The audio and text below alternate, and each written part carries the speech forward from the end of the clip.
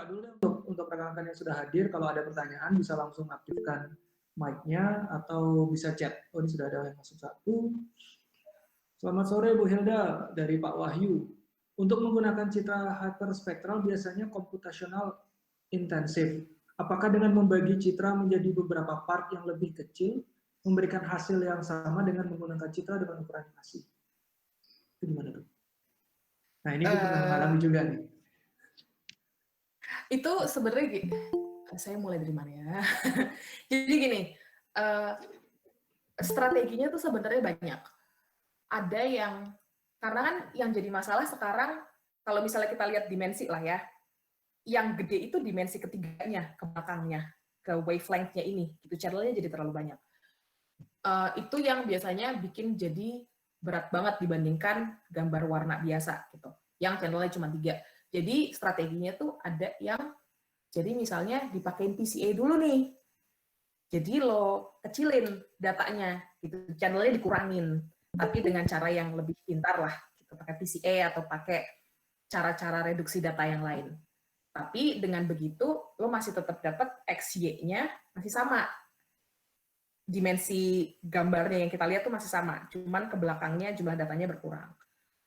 Ada juga yang dia udah tahu yang relevan itu informasinya cuman di panjang gelombang sekian, jadi nggak semua dipakai. Langsung aja diambil, tahu kok yang relevan itu di panjang gelombang sekian, ya udah ambil aja 5 gambar dari situ. Jadi datanya juga tetap nggak gede. Nah, kalau misalnya kita ngomong mengurangi datanya dari sisi yang XY-nya gitu, biasanya yang saya lakukan sih gini, saya harus tahu dulu metode atau ya metode lah, atau algoritma yang saya pakai itu naturnya gimana. Kalau dia naturnya adalah data dependent, hasilnya pasti akan beda. Kalau saya kasih training dari yang sedikit, yang kecil subsetnya doang, dibanding nanti terus saya apply ke yang gede. Karena algoritma saya itu data dependent. Tapi ada juga algoritma-algoritma yang nggak ngaruh, gitu. Karena dia itu di-develop secara teorinya begini. Jadi mau dikasih data yang kecil, mau dikasih data yang gede, behavior-nya akan tetap sama, gitu loh. Mungkin jadi untuk kita mengurangi data itu banyak yang harus dipikirkan sih. Misalnya gini, oke, saya mau pakai PCA, tapi PCA itu data dependent. Jadi kalau misalnya saya punya gambar segini, kalau saya kasih yang kecil ini aja kurang smart deh. Nah, tapi kan kita tetap harus ngurangin data dong, gitu. Itu bisa dilakukan dengan cara, ya udah kita sampling aja di banyak poin di seluruh gambarnya. Dan ketika misalnya, ya, gampangnya random sampling lah, gitu.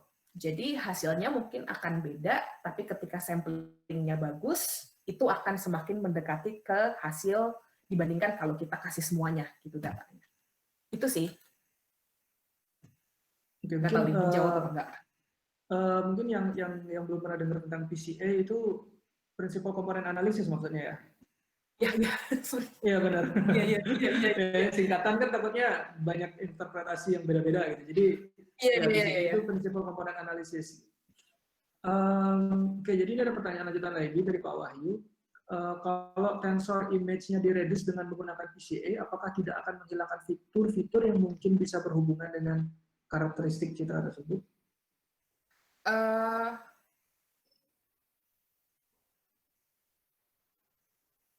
Gimana ya jawabnya?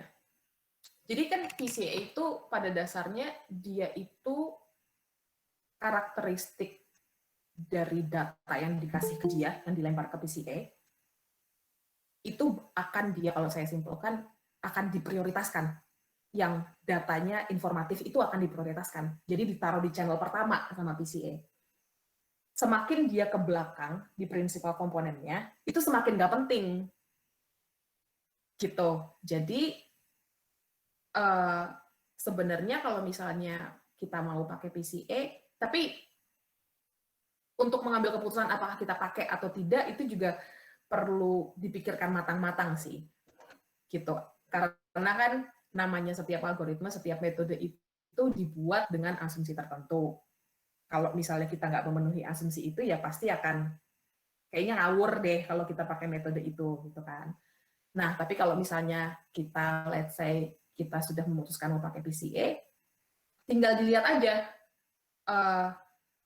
Jadi kalau misalnya kita panggil fungsi PCA ini antara di MATLAB atau di Python, itu kan ada, kita bisa ngecek nilai, apa sih, VAF,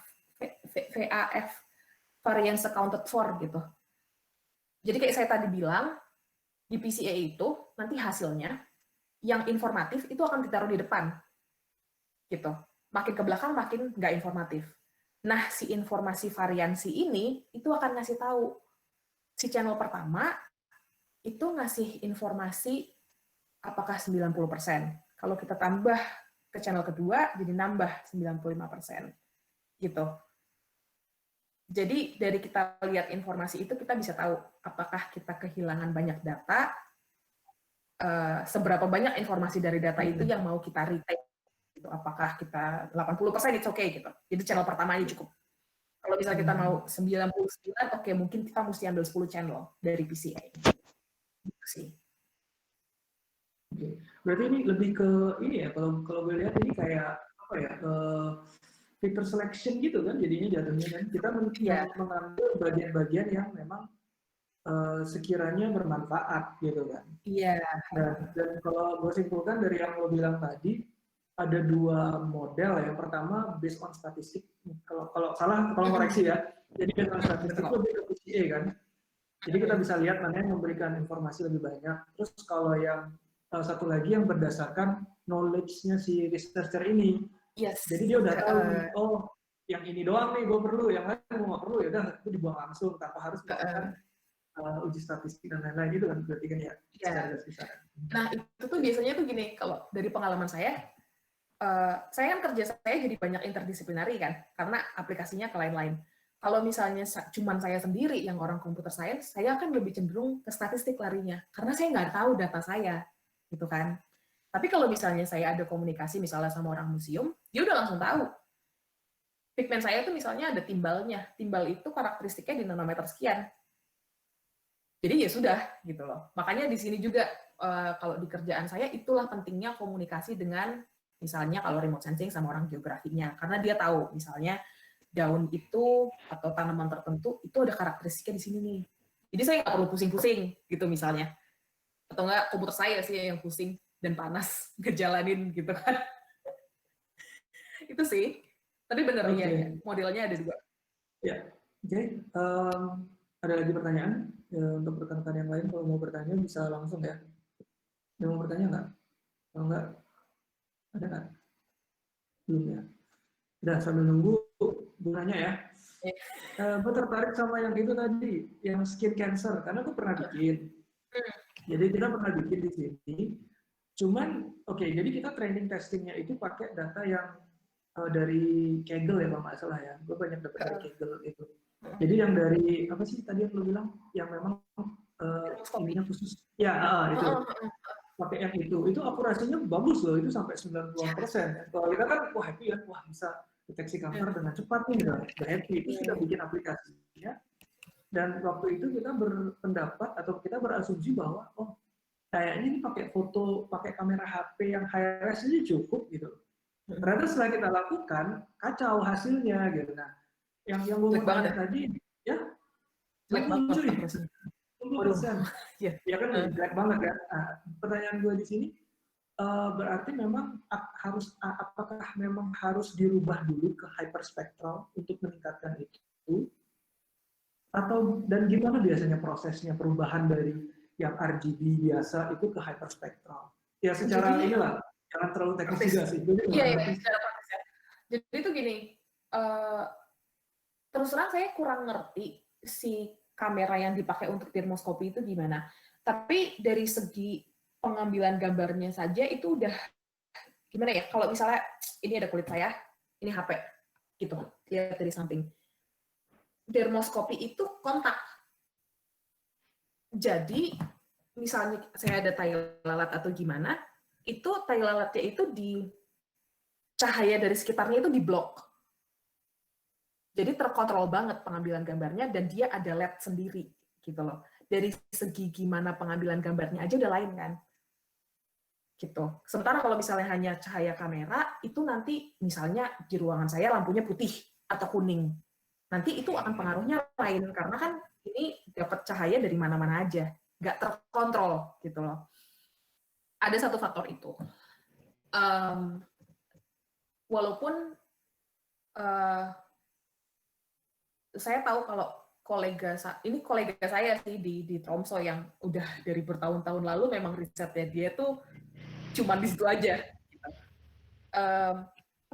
Jadi masih tetap bisa dipakai sebenarnya handphone kamera itu. Cuman pertama yang harus dipikirin itu gimana cara mengisolasi supaya waktu kita ambil gambar itu benar-benar skin lesion-nya, tai lalatnya itu benar-benar terisolasi dari cahaya di luar. Jadi harus cahaya di sini nih.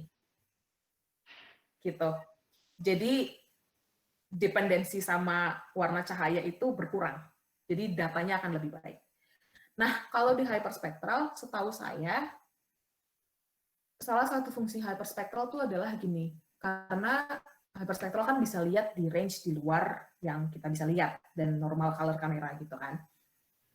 Jadi biasanya hyperspektral itu dipakai buat eksplorasi juga.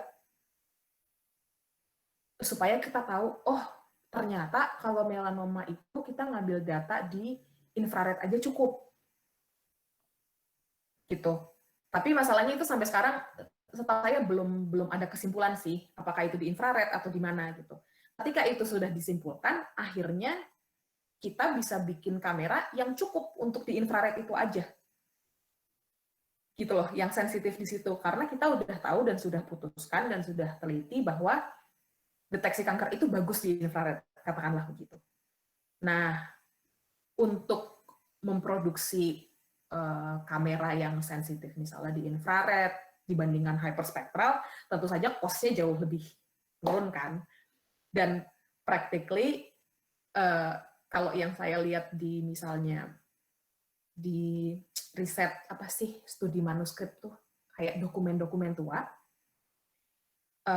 jadi praktek di sana adalah gini, karena kalau misalnya di dokumen-dokumen tua, misalnya tulisannya udah memudar nih, tapi sebenarnya itu trace-nya, jejak tintanya itu masih ada, tapi di infrared. Tapi kan kita nggak bisa lihat, mata kita kan nggak sensitif di infrared. Mereka pakai color kamera, tapi sebenarnya kamera DSLR itu, mereka itu sebenarnya ada, kalau yang kita beli, itu ada filternya. Physically ada filternya buat ngebuang semua informasi yang di UV sama yang di infrared. Itu difilter. Nah, orang biasanya di riset yang itu dicabut filternya. Dilepas. Supaya dia ada sensitivitas di situ. Cuman ini irreversible. Kalau lu copot itu filter kamera lu, kagak bisa dibalikin, lu rusak intinya. Oke. Jadi itu. Tapi at least dengan begitu cost-nya tetap berkurang kan. Gitu loh. Karena daripada lu harus beli kamera yang specialized banget, lu bisa pakai kamera yang ada di pasar, tapi lo hack lah, lo modif lah ya. Kita modif ya. Oke. Oke, ada pertanyaan mungkin dari teman-teman lain yang sudah join dari tadi? Ada ya. Oke. Nah, lo pernah nggak sih Hil berpikir? Jadi kemarin juga sempat lanjut ke terkait sama ini ya, image untuk medical ya. Karena tadi kan kita ngomong tentang kanker ya. Nah, kemarin itu gue sempat ditawarin waktu awal-awal COVID itu, ada sempat dari dokter dari rumah sakit di sini nawarin gue, bisa nggak bikinin sebuah aplikasi pakai machine learning untuk mendeteksi mana paru-paru yang sudah ketutup putih-putih itu loh. Kan kalau orang COVID kan dia kena pneumonia gitu kan. Oh, jadi paru-parunya tertutup apa namanya, kayak putih gitu jadinya. Nah, kalau misalnya paru-paru sehat kan agak kelihatan kan ya bentuknya gitu kan. Kalau perokok itu hitam banget gitu. Biasanya gue dikasih lihat contoh. Nah, jadi waktu itu gue dikasih lihat beda antara orang yang kena COVID sama yang sehat. Nah, yang jadi kena COVID itu benar kayak ketutup putih, jadi kayak paru-parunya hilang. Nah, itu. Ya, jadi gue dikasih tahu seperti itu. Nah, itu gue sempat mikir, wah itu menarik sih untuk di riset. Cuman ya memang apa ya, butuh resource yang gede sih untuk training testingnya itu loh. Iya.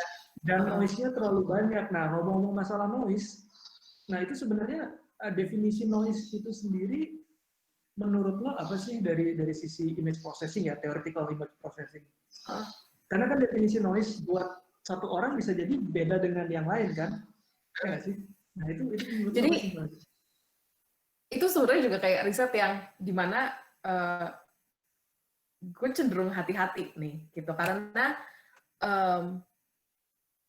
well kalau misalnya kita ngomong dari optik nih, dari kameranya, noise itu definisinya ada banyak.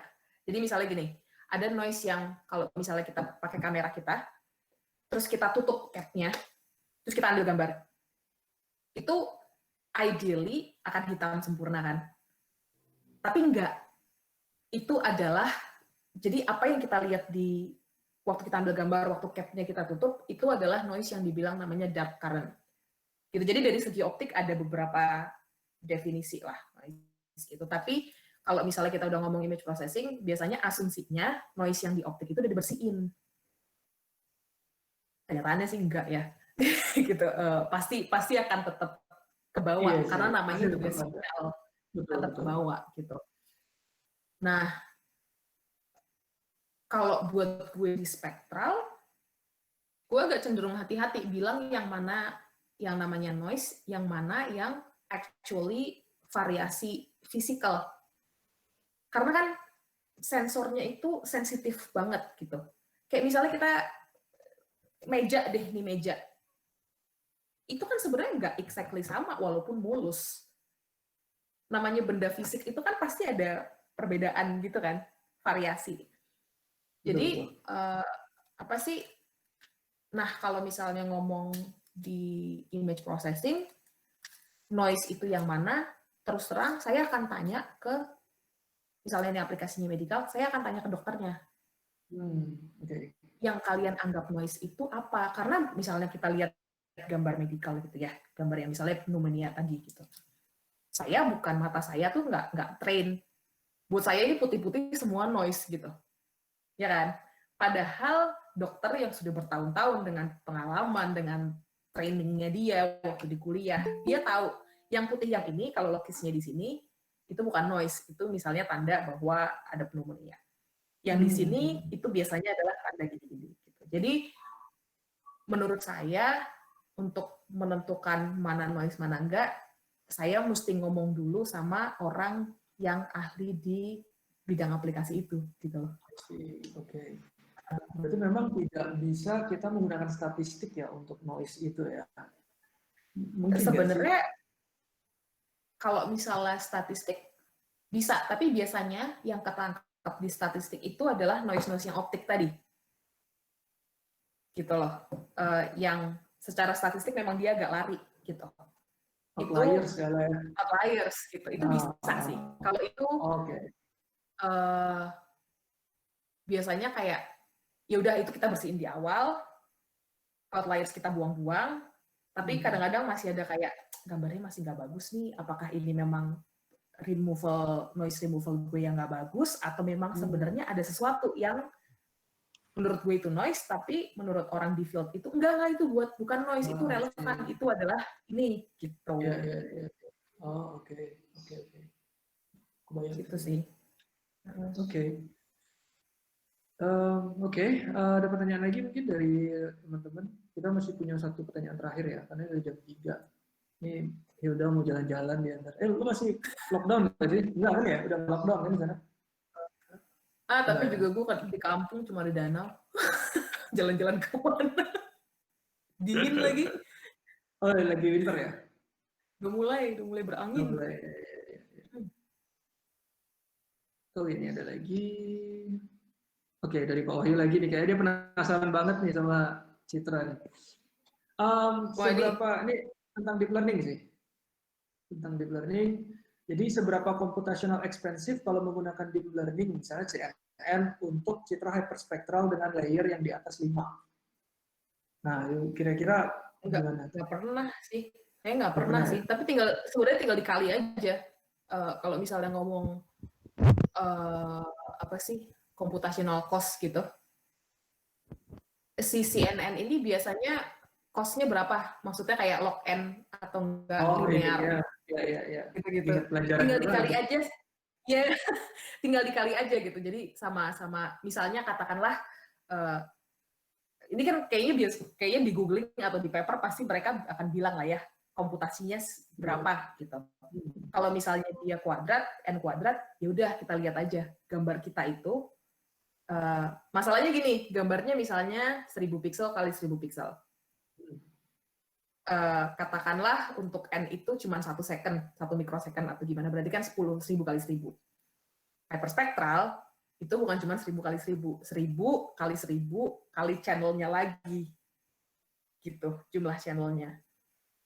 Makanya terus akhirnya dia jadi berat, karena kalau misalnya gini, katakanlah si CNN ini dia butuh waktu misalnya 1 jam untuk proses gambar warna, which is 3 channel nih. 1 jam kan. Channel hyperspektral gue misalnya 300. Berarti kan 100 kali lebih banyak gitu. Berarti 300 jam itu berapa, Bo? Nggak tahu deh, sekitar itulah. Jadi tinggal dikali aja sebenarnya. 10 bulan berarti ya, kurang lebih lah. Serius loh. Seminggu. 300 jam ya, sorry. Tadi hari atau jam? Jam, katakanlah jam. Kalkulator nih, 12,5 hari. Gitu. Jadi ya gila ya. 1 jam dibanding 12,5 hari gitu. Ya walaupun ujung-ujungnya kalau misalnya bisa ditingkatkan paralelnya ya that's another story.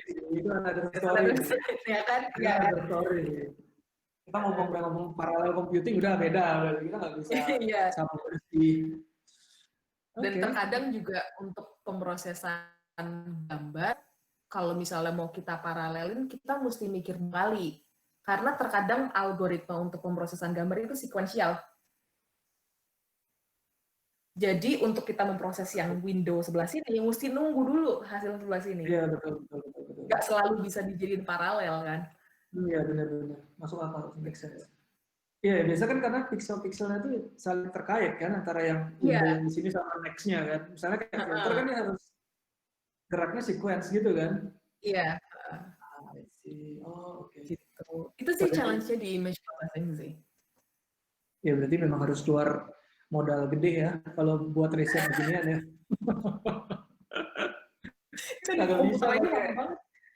Kalau bisa pakai Core i5 itu nggak bisa kayaknya. Minimal ya Core i7 lah ya.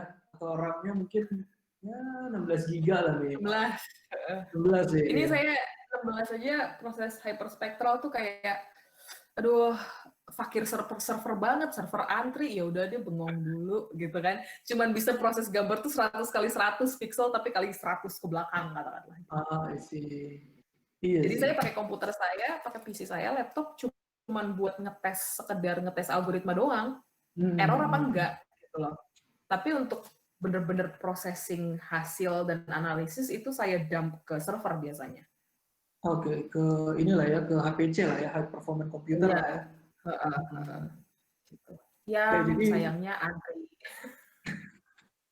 Ya, jadi untuk rekan-rekan yang ingin riset tentang image processing, mungkin bisa diajukan proposal dulu ke institusinya. Minimal server lah ya.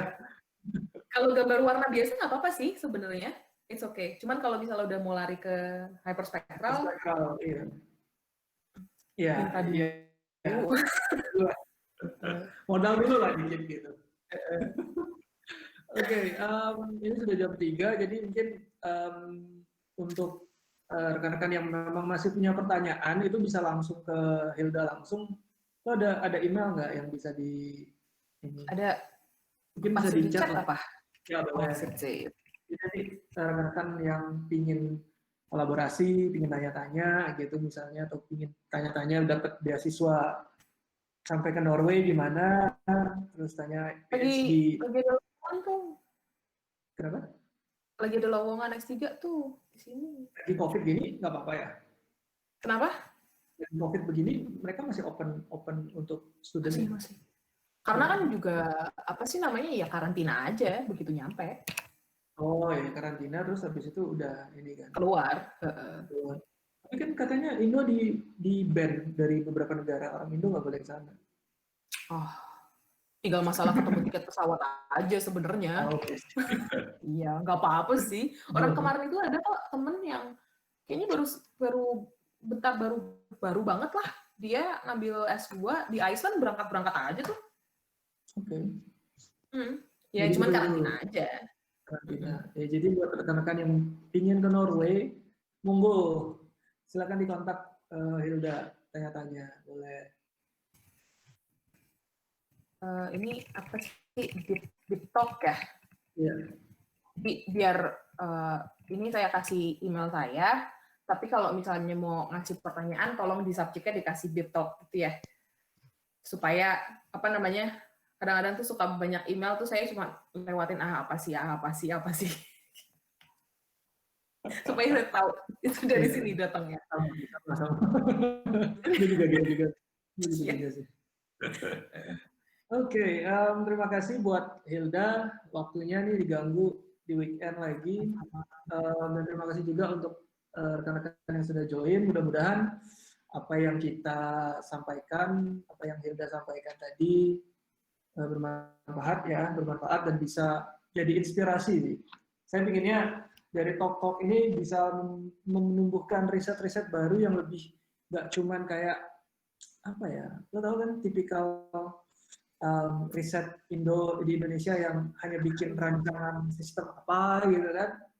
Nah ini dengan adanya ini saya harap lebih bervariasi lah nanti riset-riset yang ada di sini. Oke, jadi karena sudah jam, jadi saya akhiri. Terima kasih banyak ya untuk semuanya. Hil, thank you.